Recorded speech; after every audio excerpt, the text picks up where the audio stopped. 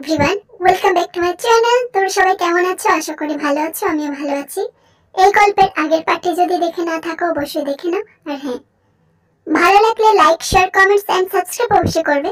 চলো গল্পে যাওয়া যাক। টাটা। আমি চাই না আমাদের সম্পর্কটা কেবল আমার এই স্মৃতির সিঁদুরের মধ্যেই আবদ্ধ থাকুক। এটা কেবল এই জন্য যাতে সমাজ কোনোদিন তোমাকে বা আমাকে দোষারোপ করতে না পারে। কিন্তু আমি তো তোমাকে পাওয়ার জন্য সেই কবে থেকে অপেক্ষা করে আছি সোগা। কাল এক নতুন ভোর হবে, আর সেই ভোর দিয়ে নতুন করে পথ চলা শুরু করব আমরা। আচ্ছা, তুমি কি এটা চাইছো যে আমি তোমাকে জোর করে নিজের করে নিই? আমার কিন্তু সেই ক্ষমতা আছে মিস্টার। তখন আবার বলবেন না আমি আপনার অসহায় অবস্থার সুযোগ নিয়েছি। সোগা কটমট করে জেমিনের দিকে তাকালো। দিন দিন তুমি দেখি বেশি নির্লজ্জ হয়ে যাচ্ছে জিমিন। ভুল বলেছ, নির্লজ্জ না, লজ্জা হয়ে যাচ্ছি। তোমাকে বলেছিলাম না সেদিন যে তোমাকে দেখলে আমার কেমন যেন রোমান্স পায়। সুগা নিজের প্রেয়সীর এই আহ্বান অগ্রাহ্য করতে পারল না। সে নিজের থেকে জিমিনের নরম উষ্ণ পল্লবে নিজের ঠোঁট ডুবিয়ে দিল। জিমিনও নিজের হাত দুটো দিয়ে সুগাকে আঁকড়ে ধরল। সকালবেলা জানলা ভেদ করে সূর্যের কিরণ ঘরে প্রবেশ করতে চোখ মুখ কুঁচকে নিল জিমিন। মুখের উপর ভারী নিঃশ্বাস অনুভব হতে মুখ তুলে দেখলো সুগা ওকে এক হাত দিয়ে জড়িয়ে নিশ্চিন্তে ঘুমাচ্ছে। জিমিন মনে মনে ভাবতে লাগলো, এই মানুষটাকে সবাই অপরাধী বলে দাগিয়ে দিয়েছে, কিন্তু কেউ জানার চেষ্টা করেনি যে সে নিরীহ ছেলেটা কেন এভাবে বদলে গেল। নিজের জীবনের চরম সত্যটা বারে বারে ওর নরম হৃদয়ে আঘাত করে ওকে আজ সবার কাছে কঠোর আর একজন অপরাধী বানিয়ে দিয়েছে। কিন্তু আর নয়, অনেক হয়েছে। যে ভুল সুগা করেনি তার শাস্তি ওকে আমি কখনোই পেতে দেব না। সুগা প্রতিনিয়ত অপরাধের আফসোসে ভুগছে। না, আর কোনো কষ্ট পেতে দেব না আমি ওকে। সুগা চোখ খুলতে জিমিন হেসে গুড মর্নিং উইশ করলো। মর্নিং। এইরকম শুকনো শুকনো মর্নিং উইশ চলবে না। নিজের বউ বলে কথা, মর্নিং কিস তো পেতেই পারি। পারবো না। এই কি বললেন? পারবেন না? আপনি না পারলে আমি। কথা শেষ হলো কই? ততক্ষণে সুগার বাহুবন্ধনে আটকা পড়ে জিমিন নীরব হয়ে গেছে। সুগার গভীর চুমুতে জিমিন যেন শীতল হয়ে গেছে। কিছুক্ষণ পর সুগা জিমিনকে ছেড়ে দিল। আরো চাই নাকি মিসেস মর্নিং কিস? না, হয়েছে। একটা কথা ছিল। শুনি। জিমিন, তোমাকে দেওয়ার মতো আমার কাছে কিছুই নেই, কিন্তু তুমি আবার আমার হৃদয়ে রঙের ছোঁয়া দিয়েছো, তার জন্য ধন্যবাদ। তোমার হৃদয়ে কেবল আমার জায়গা, তাই তাকে সাদা কালো রাখবো নাকি রঙিন রাখবো তার দায়িত্ব শুধু আমার। বলে জিমিন হাসতে হাসতে ওয়াশরুমে চলে গেল। কেটে গেছে অনেকগুলো দিন। পুরনো ক্ষত ধীরে ধীরে ভরে আসতে শুরু করেছে। জিমিনের ভালোবাসায় সুগা আবার জীবন ফিরে পেয়েছে, বাঁচার ইচ্ছা পেয়েছে, নিজের প্রেয়সীকে নিজের বুকের মাঝে আবার খুঁজে পেয়েছে। অন্ধকার রাত, চারপাশে মানুষ গভীর ঘুমে মগ্ন। সুগা ছাদে বসে পায়ের কাছে রাখা গিটারটা হাতে তুলে নিল পরম যত্নে। অনেকদিন ধরে জিমিন সুগাকে বিরক্ত করছিল গিটার বাজানোর জন্য, কিন্তু বারবার সুগার হাত কেঁপে যায়। আজ নিজের থেকেই হাতের আঙ্গুলগুলো সচল হয়ে উঠেছে। পুরোনো দিনকে ফিরিয়ে আনার জন্য গিটারে সুর তুলতে শুরু করলো সুগা। সবাই চলে যাবে একজনই পারবে না, একজন কেউ থাকুক যে তোমাকে ছাড়বে না। এটুকু গাইতে সুগা থেমে গেল। তারপর বাকিটা জিমিন গেয়ে উঠল। মন ভালো নেই জানি, মন তবু হারবে না, একজন কেউ থাকুক যে তোমাকে ছাড়বে না। গান শেষ হতেই কিছুক্ষণ দুজনেই চুপ। গোটা ছাদে নিস্তব্ধতা বিরাজ করছে। এই যে হিটলার বউ, রাত তো অনেক হলো, না ঘুমিয়ে কি করছো? আমার শোকা বিলাইকে ছাড়া ঘুম আসে না, সেটা যে সে না বুঝলে আমি কি করব?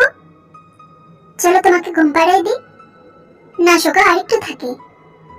শোকা জিমিনকে নিজের কোলে বসিয়ে একটা চাদর দুজনের গায়ে জড়িয়ে নিল। শোকা, একটা কথা ছিল। বলো। রাগ করবে না তো? আমি তোমার উপর কি রাগ করতে পারি? তোমার আসল বাবার নাম জন ছিল, তুমি ওই নামের লোকগুলোকে খুঁজেছো, কিন্তু এমনও তো হতে পারে যে জন নামটার আগে পিছিয়ে হয়তো আরো শব্দ আছে যেটা আমরা জানি না। শোকা জিমিনের কথায় বিরক্ত হলো। জিমিন, ঘরে চলো। শোকা, তুমি কিন্তু রাগ করবে না বলেছিলে। জিমিন, আমি ও সম্পর্কে ভাবতে চাই না। কিন্তু আমি চাই শোকা, আমি চাই ওই লোকটার আসল পরিচয় জানতে, যে তোমার জীবনটা বিষাক্ত করে দিয়েছে। জোন নামে পৃথিবীতে অনেক লোক থাকতে পারে, যেমন জুনহাং, নামজুন, সিওজন। এক মিনিট, নামজুন? হ্যাঁ, হতেই পারে। এরপর জিমিন একটু থমকে বলল, এই শোকা, আমি তো 3টে নাম বললাম, তুমি নামজুনটা কেন ধরে নিলে? কারণ তোর বাবার নাম ছিল নামজুন। আমি তোর মাকে দেখেছি ওর বাবাকে জুন বলে ডাকতে, তাই চট করে ওই নামটা ধরে ফেললাম। হঠাৎ সুগা অন্যমনস্ক হয়ে গেল। সুগা, তুমি আমাকে এখনো বলনি যে তুমি তেকে কেন বিয়ে করেছিলে? জিমিন, অনেক রাত হয়ে গেছে, ঘরে চলো, তারপর আমি তোমার সব প্রশ্নের উত্তর দেব। ঘরে সেই সুগা শুয়ে পড়ল।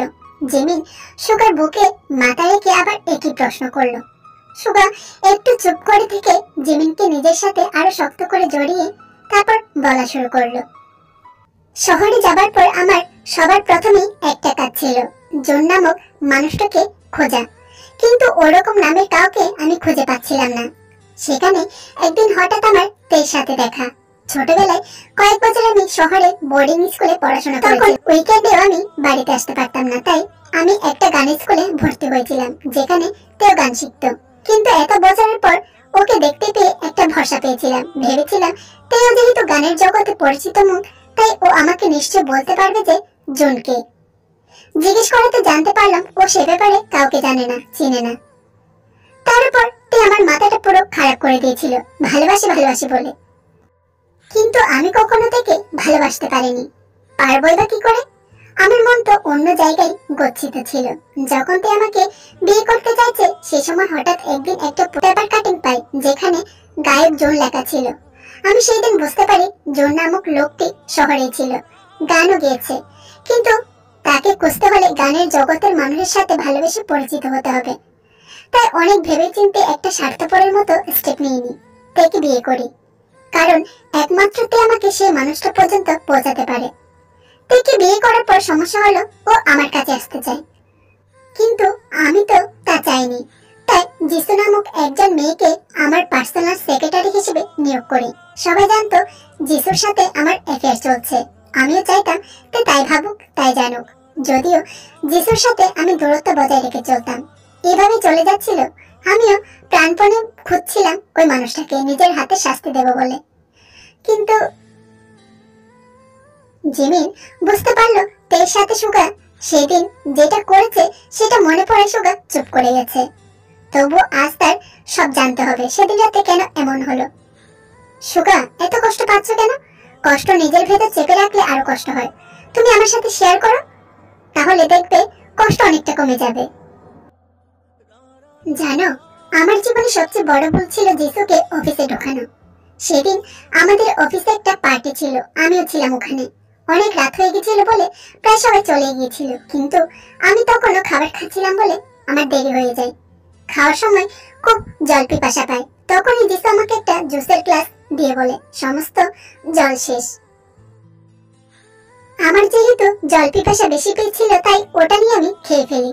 আমি গ্লাসটা রাখতেই আয়ু আমার কাছে এসে বলে ওর গাড়ি নাকি পাংচার হয়ে গেছে, আমি যদি ওকে ড্রপ করে দিত বেশি ভালো হয়, যদিও রাত বেশি হয়েছে তাই। আয়ুর সাথে যখন বেরিয়ে আসছি তখন আমি জিসুর দিকে তাকাই, দেখি জিসুর মুখটা কালো হয়ে গেছে। দেখেই বুঝেছিলাম কোনো কারণে প্রচন্ড ভয় পেয়েছে, তবে কারণটা তখন না বুঝলে পরে বুঝেছি। সেদিন জিসু আমার জুসে সেক্সের ট্যাবলেট মিশিয়ে দিয়েছিল, যাতে আমার আর ওর খারাপ ভিডিও বানিয়ে আমাকে ব্ল্যাকমেল করে আমাকে বিয়ে করতে পারে। আয়ুকে ড্রপ করে বাড়ি ফেরার পথে আমার শরীরটা কেমন একটা করতে শুরু করে। প্রচন্ড অস্বস্তি বোধ হচ্ছিল। বাড়ি ফিরে দেখি তে গান করছে। সে সময় ওসব আমার কাছে অসহ্য লাগছিল। ওকে বারণ করে আমি নিজের রুমে চলে যাই, কারণ আমার তখন মনে হচ্ছিল হয়তোবা জ্বরও আসতে পারে। কিন্তু তে আমার পিছু পিছু ঘরে ঢুকে যিশুর কথা, গানের কথা নিয়ে তর্ক করতে শুরু করে দিল। যদিও তখন ওর তর্ক করাটাই স্বাভাবিক, তবু নিজেকে থামানোর চেষ্টা করে ওকে বলি এইসব নিয়ে কাল সকালে কথা বলবো। কিন্তু ও আমার কথা না শুনে ওখানেই ঠায় দাঁড়িয়েছিল। আমি আর নিজের শরীরটাকে নিজের বশে রাখতে পারিনি। ক্ষুধার্ত পশুর মতো ওর উপর ঝাঁপিয়ে পড়ি। সুগা ঢুকরে কেঁদে ওঠে। জিমিন এতটাই অবাক হয়ে গেছে যে সুগাকে থামাতেই ভুলে গেছে। একটু পরেই জিমিন সুগাকে জড়িয়ে নিল। কেঁদো না সুগা, এতে তোমারই বা দোষ কোথায়? চুপ করো। আমি কেন এরকম করেছিলাম জিমিন? নিজেকে কেন সেদিন কন্ট্রোল করতে পারিনি? আমার সেই রাতের কথা মনে পড়লে ভয়ে সারা শরীর কাঁপতে থাকে। বিশ্বাস করো, আমি এমনটা করতে চাইনি। আমি কাউকে ধর্ষণ করতে চাইনি। সুগা, আমি জানি তুমি এমনটা করতে পারো না। এবার কান্না থামাও, না থামালে কিন্তু তোমাকে ছেড়ে আমি চলে যাব। সুগা সাথে সাথে চুপ হয়ে গেল। আচ্ছা সুগা, তুমি পুলিশকে কেন যিশুর কথা বলনি? কারণ যিশুর সেই চক্রান্তের কথা আমি যখন ধরতে পারি, যখন জানতে পারি, তখন অনেক দেরি হয়ে গেছিল। তাছাড়া আমার হাতে কোনো প্রমাণও ছিল না, কারণ সে সময় অফিসের লোকজন ছিল না বললেই চলে। খুব খারাপ ভাবে তোমাকে সবাই মিলে ফাঁসানোর চেষ্টা করেছে সুগা, আর সবাই তোমাকে নিজের স্বার্থ সিদ্ধির জন্য শুধু ব্যবহার করেছে। সেদিন আর কোনো কথা না বাড়িয়ে ঘুমকে আপন করে নিল দুজনে। সকালে ব্রেকফাস্ট খেতে খেতে জিমিন সুগাকে প্রশ্ন করলো, সুগা, তুই যদি কোনোদিন তোমার জীবনে ফিরে আসতে চাই তাহলে কি করবে? তুই ফিরে আসবে না। কেন? তুই জাঙ্কুককে বিয়ে করেছে। জাঙ্কুক কে?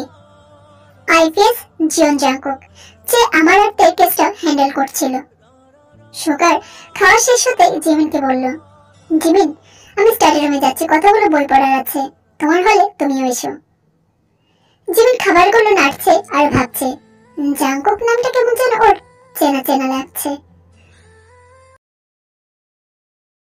জাঙ্কুক ঘরে ঢুকতে অবাক হয়ে ওর দিকে তাকিয়ে বলল, এই অসময়ে তুমি বৃষ্টিতে ভিজেছো? So what? ঠান্ডা লেগে যাবে তো। লাগুক ঠান্ডা, আমার বউ আছে তো, আবার গরম করে দেবে আমায়। তের গালগুলো হঠাৎই লাল হয়ে গেল, তবু কটমট করে জাঙ্কুকের দিকে তাকিয়ে বলল, অসভ্য। জাঙ্কুক বুকের বাঁ পাশে হাত দিয়ে হাসতে হাসতে বলল, হয় দিল পে লাগ গয়া। এই চুপ করো তো, এদিকে এসে বসো, চুলগুলো মুছে দি।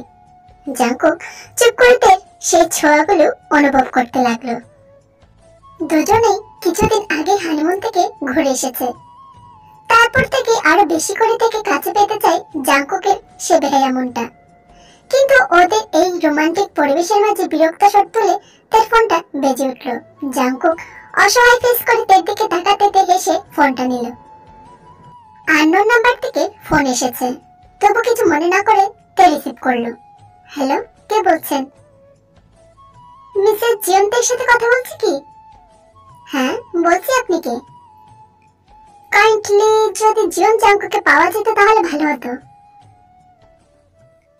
জাঙ্কুককে? কেন? আচ্ছা দাঁড়ান, দিচ্ছি।